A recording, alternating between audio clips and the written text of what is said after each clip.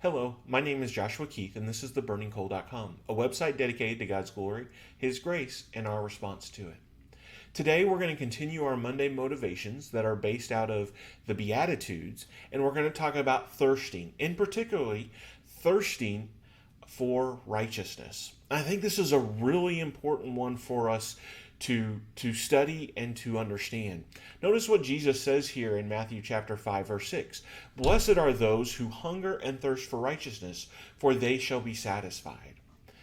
Now, you might be surprised at this verse based off of the way that the religious culture is today.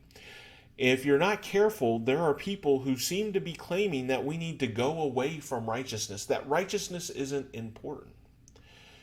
And yet that's the exact opposite of what Jesus has to say here. Now keep this in context. Jesus is not talking about self-righteousness. He's not talking about pride. He's not talking about earning your salvation.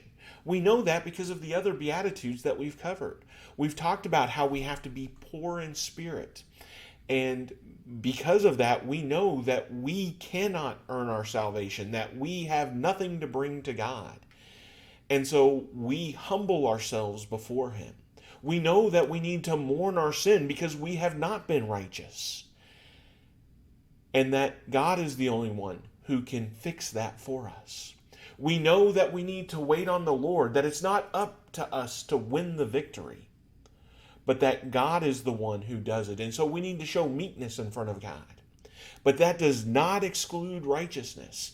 And we know that because Jesus uses the very next verse to say that righteousness is something that is desirable and that we should be looking to have it in our lives. Again, not the prideful righteousness that you can see in the Pharisees. And Jesus makes that very clear later on in Matthew 5 when he says that your righteousness needs to go even further than theirs.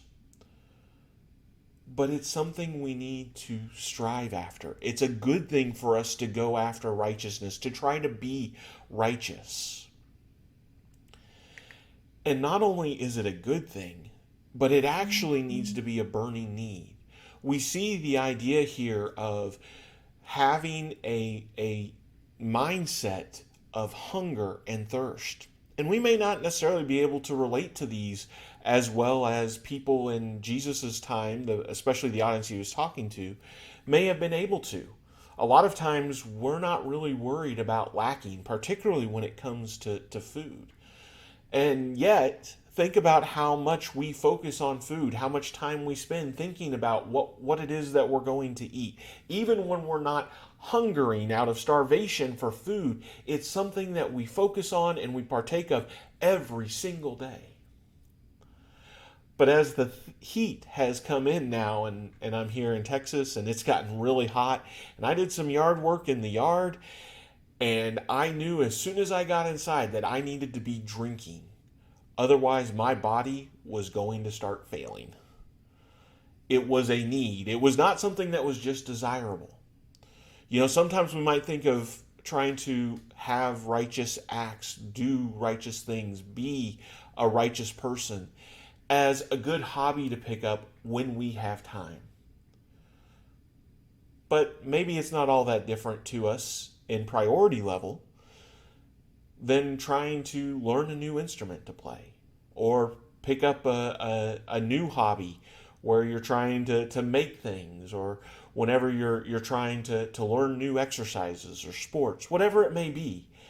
There's a lot of things that we talk about that are good if we have the time.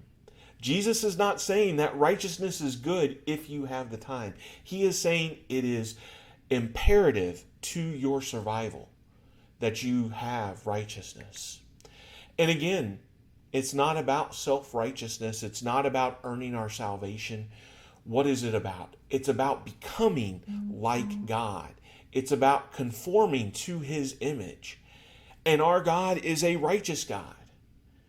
And so He wants us to be like Him.